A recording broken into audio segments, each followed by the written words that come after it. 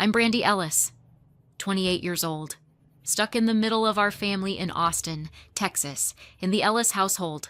My place was clear below my older sister, the star law firm partner married to a doctor, and my younger brother, jetting off to fancy business consulting gigs. Me, I chose tech startups over safe careers, chasing innovation while they called me broke. Dad sneezed at hill country cookouts, sipping beer with neighbors. Brandy's tech dreams are a gamble she needs real money. Mom nodded. Like my choices were a glitch she'd wait out. Their love came with digs my startups were cute, but doomed in their eyes. When I got engaged to Ryan 6 months ago, a coder like me, they doubled down. Keep it cheap, Mom warned. 2 dreamers can't afford much. Dad grunted. Find something you can actually pay for. My sister tossed me budget venue lists, and my brother smirked. Assuming I was scraped by at family dinner, it exploded. My parents sneered. You're so poor, go buy a sewer and live in it. Dad slammed his fist. Stop freeloading in this house. I stood, heart pounding, and walked out in silence. Then my phone buzzed. The $59 million contract has been approved. I smiled. The day they pay the price had come. What would you do if your family despised and abandoned you? Leave your opinion in the comments section below. Looking back, every day in Austin felt like a reminder of my place. From elementary school in the hill country suburbs, I watched my family dote on Shannon Ward. She excelled in debates, earning scholarships to law school, and they bragged about her to every relative. Travis Blake came next, acing math contests and landing internships that led to his consulting career. I dove into computers early, coding simple programs on our old desktop. But my interests drew eye rolls. Dad would say, law and business build futures techs for hobbyists. Mom added, Shannon's on track for partner, Travis for executive. What about you? Their words stung, but I pushed on, teaching myself programming languages after homework. By high school, I built my first app, a local event tracker that neighbors used, but family dinners focused on Shannon's mock trials or Travis's stock picks. They dismissed my demo as cute tinkering. I saved lunch money to buy better software, staying up late debugging while they praised my siblings' report cards. College at a state university in Austin deepened the divide. Shannon attended a prestigious program, Travis a business school with connections. I majored in computer science, working part-time at a cafe to fund my side projects. Graduation brought lukewarm congrats. Good effort, Mom said, but real jobs have benefits. Dad nodded. Look at Shannon's firm offer, Travis's starting salary. My first gig at a small firm paid modestly, but I pitched ideas for scalable platforms. Supervisors ignored them, so I started solo, investing savings into a beta app for event coordination. It sold to a local company for 5 times my input, netting enough to quit and focus full-time.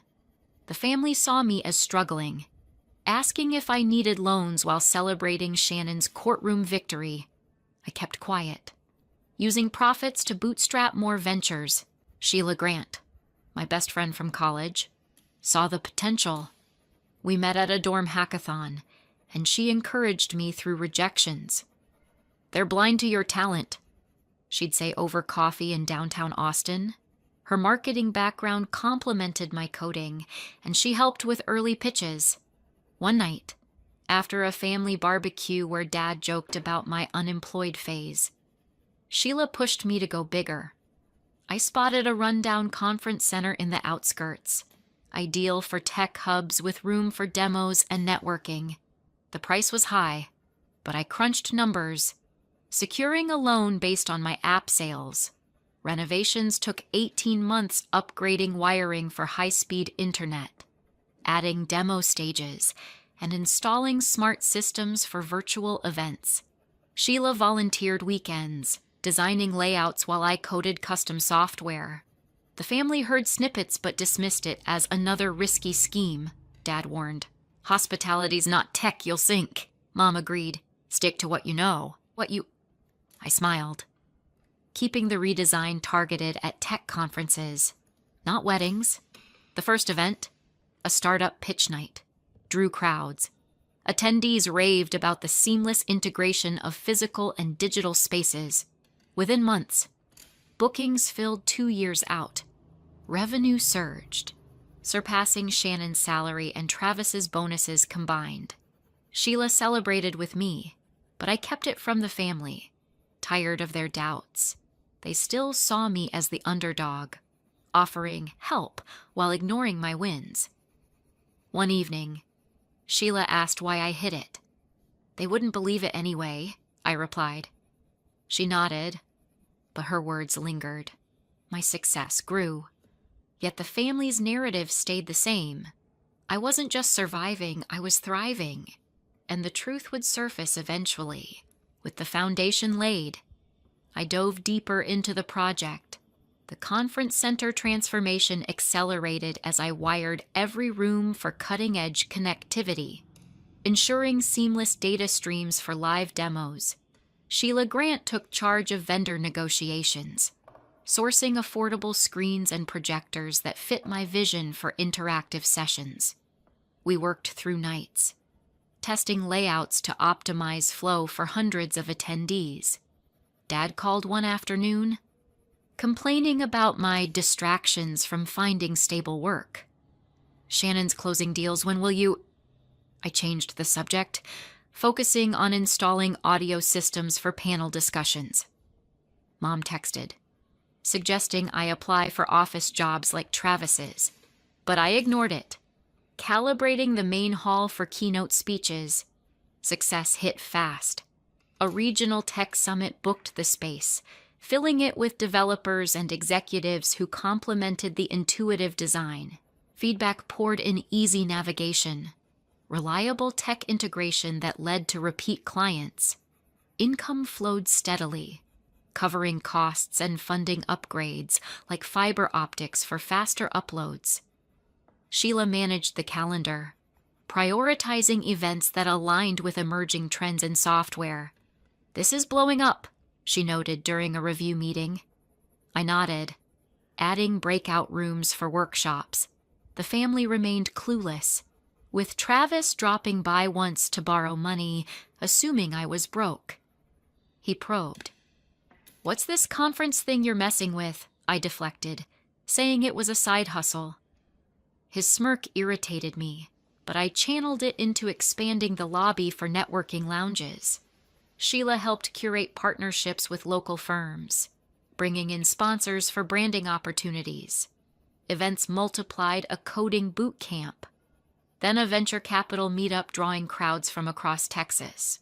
Participants highlighted the practical setup, from power outlets at every seat to cloud backups for presentations.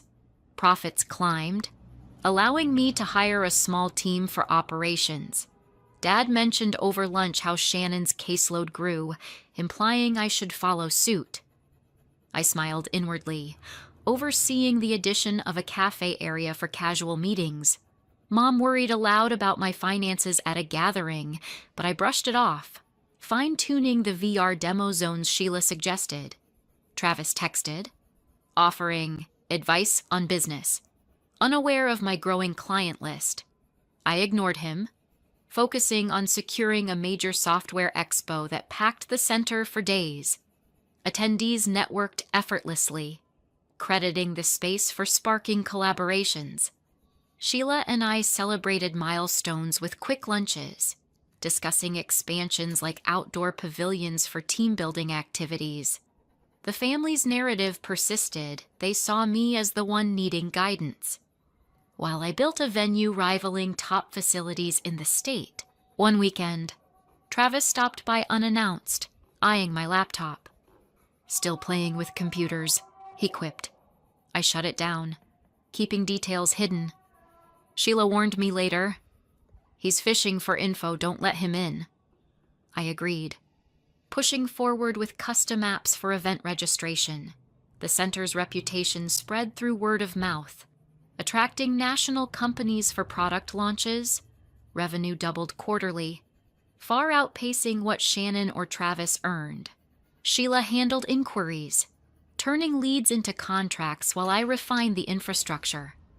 Dad's call about practical careers came as I installed security protocols for data-sensitive events. I hung up, concentrating on the next phase. Mom's concern at a visit rang hollow, as I knew the truth they had no idea what I created.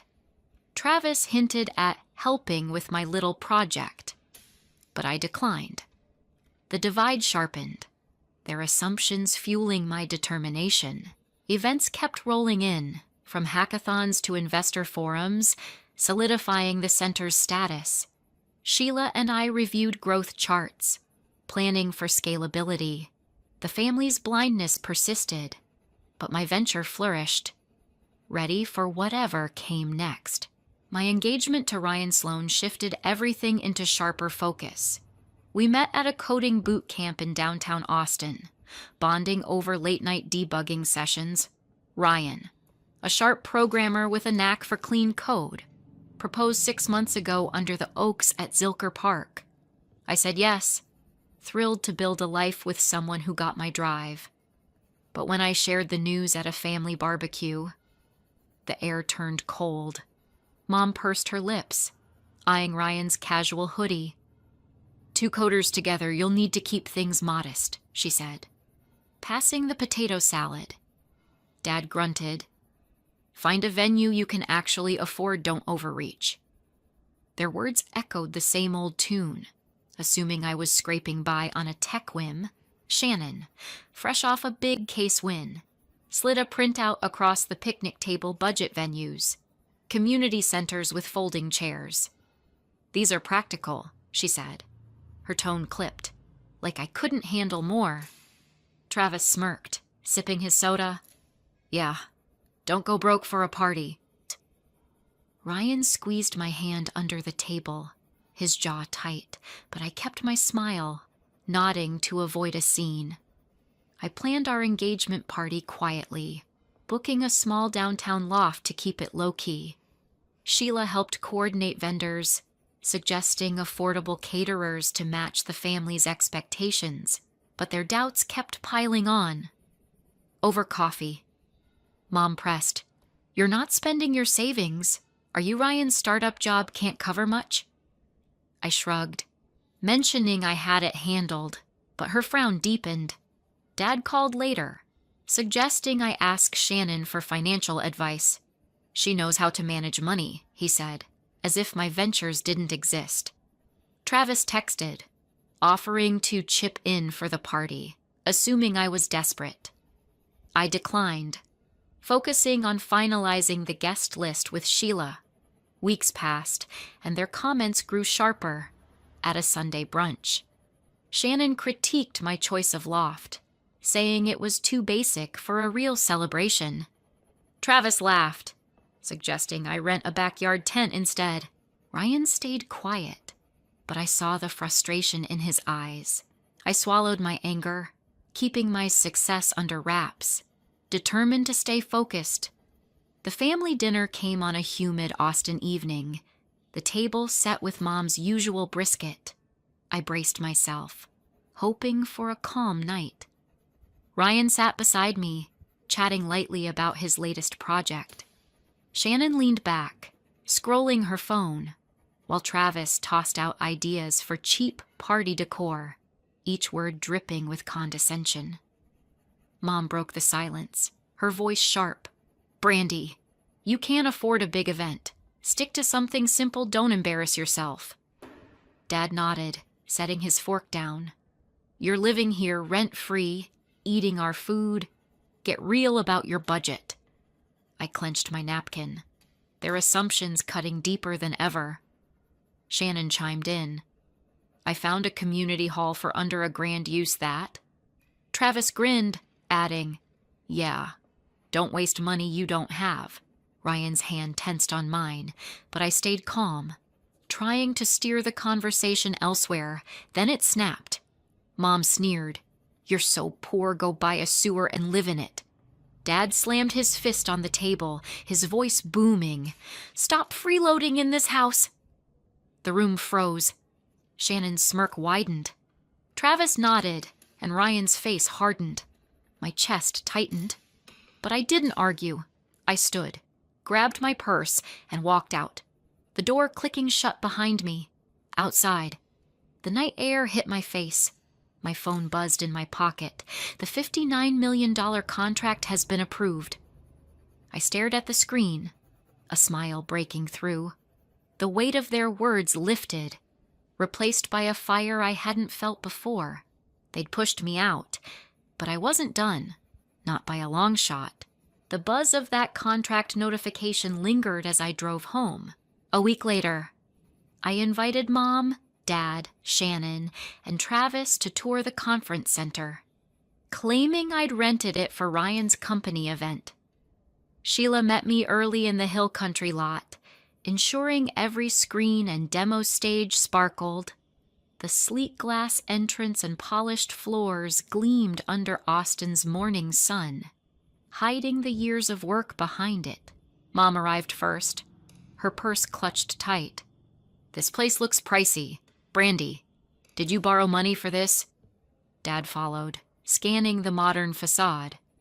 Hope you didn't sign a bad lease, he muttered, stepping inside. Shannon raised an eyebrow, her heels clicking on the tile. Fancy. But can you cover this? Travis trailed, hands in pockets, eyeing the digital signage like it was a puzzle. I led them through the main hall, where high-definition monitors displayed looping tech demos. Sheila hovered nearby, coordinating with staff to keep things smooth. The air hummed with the quiet efficiency of servers tucked behind sleek panels. I pointed out the networking lounges, designed for deal-making. But their skepticism hung heavy. Dad frowned at the interactive kiosks. This must cost a fortune to rent. You sure about this? Mom nodded, her voice sharp. You're not in over your head, are you? Shannon crossed her arms, inspecting a VR setup. Nice setup, but it screams expensive. How's Ryan paying for it? Travis smirked, nudging a chair. Hope you've got a backup plan. I kept my tone even, guiding them to the executive suite with its panoramic windows overlooking the hill country.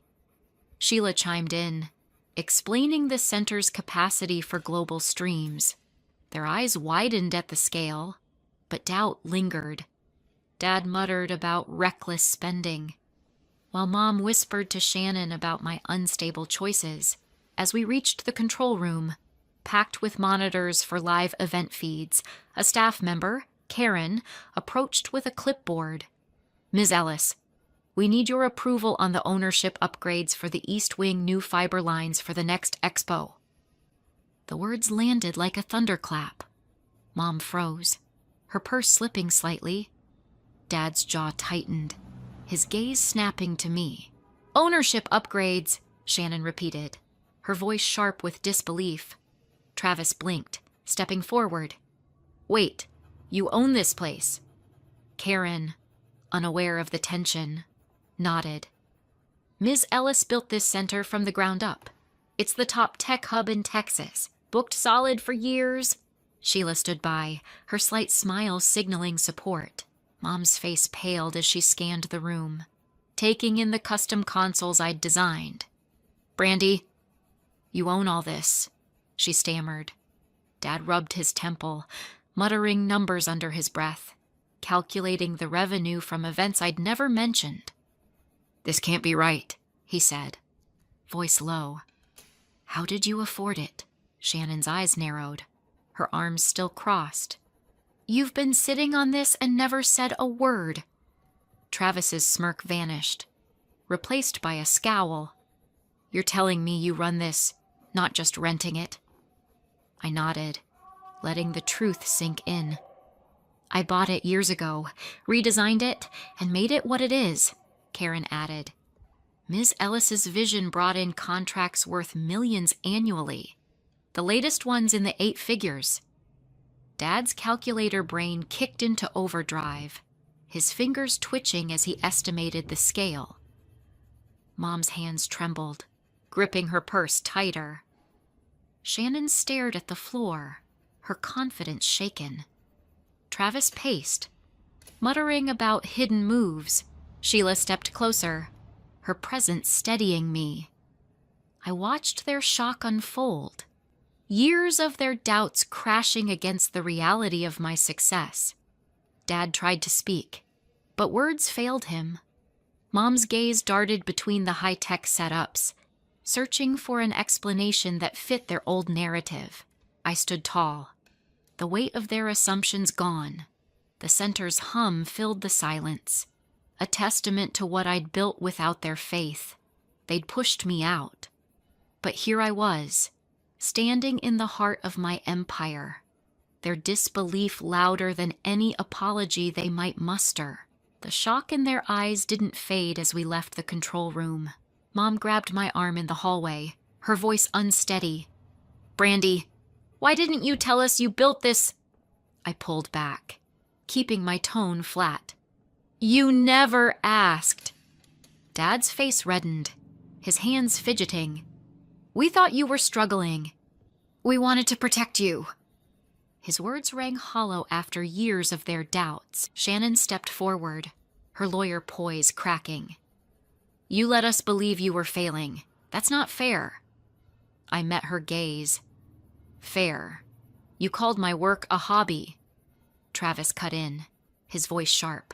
"Hold on this contract. The big one Karen mentioned. What's my cut? I gave you business tips last year." His audacity hit me like a slap. I laughed, cold and sharp. "Your tips, I built this alone." Shannon backed him, her tone defensive. "Travis knows the industry he could have helped." Sheila, leaning against a wall, scoffed softly. "Helped Brandy coded every system here while you two mocked her." Travis's scowl deepened, but he pressed on. "That $59 million deal, I deserve a share for family support." My patience snapped. "Support you laughed at my apps, my plans, my life. You don't get to claim this." Dad raised a hand, trying to calm things.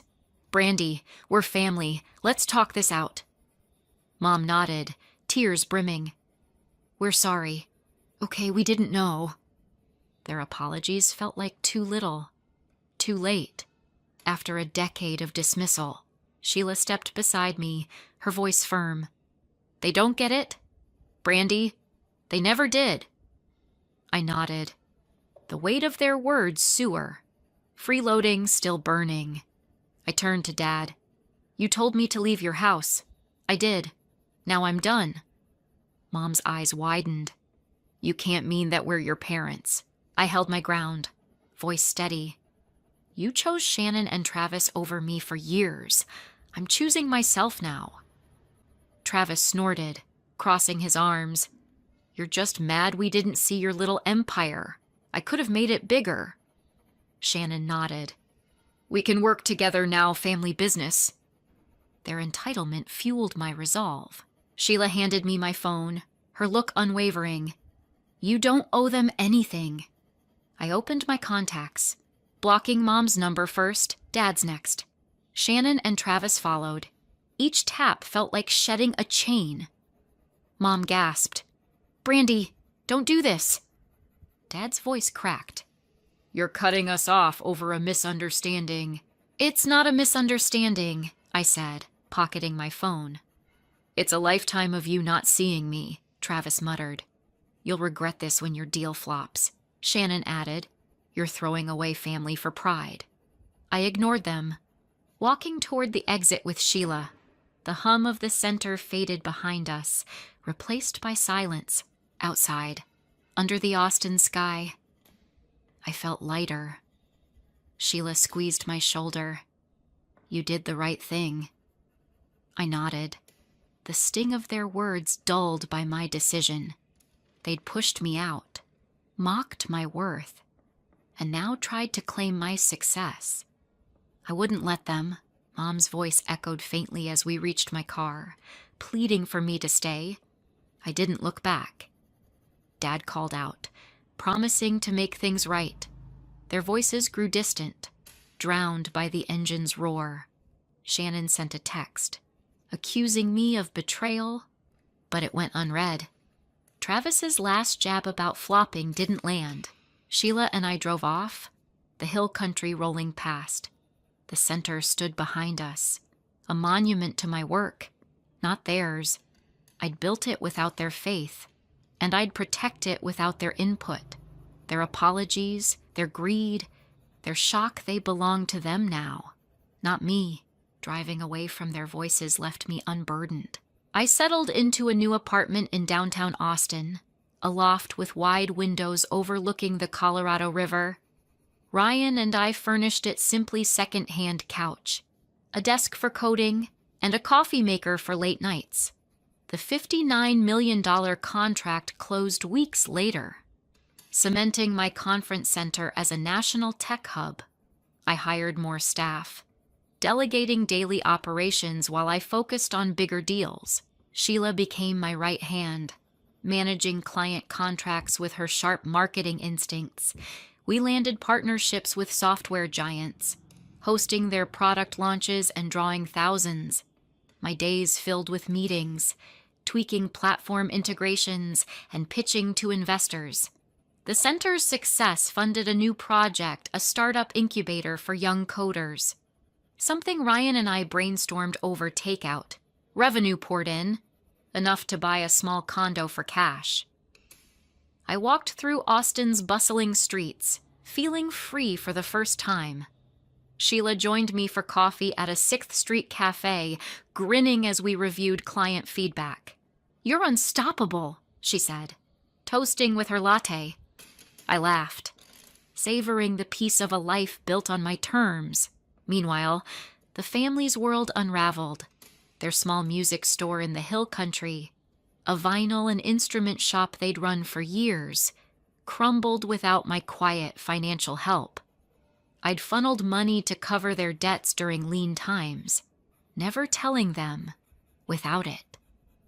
Suppliers cut them off, citing unpaid invoices. Customers dwindled, turned away by empty shelves. Dad's part-time accounting job couldn't plug the gap. The store filed for bankruptcy within months, a casualty of the recession gripping Texas in the 90s. Mom tried selling homemade crafts online, but her posts on early internet forums went ignored. They sold their house to settle debts, moving into a cramped rental on the edge of Austin. Travis's consulting gig tanked. His attempt to claim my contract spread through local business circles, painting him as opportunistic. Clients dropped him, unwilling to trust someone who'd stab family for credit. He took a low-paying retail job, barely covering rent. His smug confidence faded, replaced by bitterness neighbors whispered about. Shannon's law practice suffered too. Word of her siding with Travis's greed leaked to her clients, who valued ethics in their attorneys. Her caseload shrank, forcing her to downsize her office. She reached out once, emailing an apology I deleted unread. Her reputation in Austin's tight-knit legal community took a hit as colleagues distanced themselves. Mom left voicemails, her voice shaky, begging to reconnect. "We're struggling. Brandy, your family help us." I didn't respond. Dad sent a letter claiming they'd misjudged me, but I tossed it. Their words sewer. Freeloading echoed too loudly. Neighbors in the hill country, once friendly, avoided them, put off by the store's collapse and rumors of their betrayal. I kept tabs through Sheila, who heard updates from mutual acquaintances. She'd shake her head, saying, "They did this to themselves." I nodded, focusing on my work. The center hosted a national hackathon, drawing innovators from Silicon Valley. Ryan and I led workshops, mentoring coders who reminded me of my younger self. My incubator launched, offering grants to startups with bold ideas. One team credited our space for their breakthrough, landing a deal that made local news. I smiled, reading their story, knowing I'd built a legacy beyond my family's reach. My income stabilized at 6 figures monthly, enough to fund scholarships for Austin's youth. Sheila and I met for drinks at a rooftop bar. Toasting to new contracts, Ryan joined, his pride in me clear. "You didn't just win, you rewrote the game," he said. I grinned. Clinking glasses. The city sparkled below, a reminder of what I'd earned without their faith. Mom's calls stopped after I blocked her new number. Dad's letters ceased, and Travis's online rants about ungrateful siblings got no traction. Shannon's practice limped along, but her name faded from Austin's legal scene. The community, once their anchor, turned cold, their drama too loud for the hill country's close-knit streets. I didn't dwell on their fall. My focus stayed forward new projects, new goals. Ryan and I planned a quiet wedding, just us and Sheila. No family invited. The center's success grew, featured in tech magazines for its innovation. I hired mentors for the incubator, expanding its reach to Dallas. Looking back, their rejection shaped me. They saw a dreamer, but I was a builder. Their mistake cost them everything home. Business, respect while I gained freedom. The lesson hit hard: treat your kids equally, or lose them forever. Self-reliance became my strength, and I'd never trade it. For anyone watching, know this: your worth isn't tied to others' approval. Build your life, stand tall, and let the doubters face the consequences.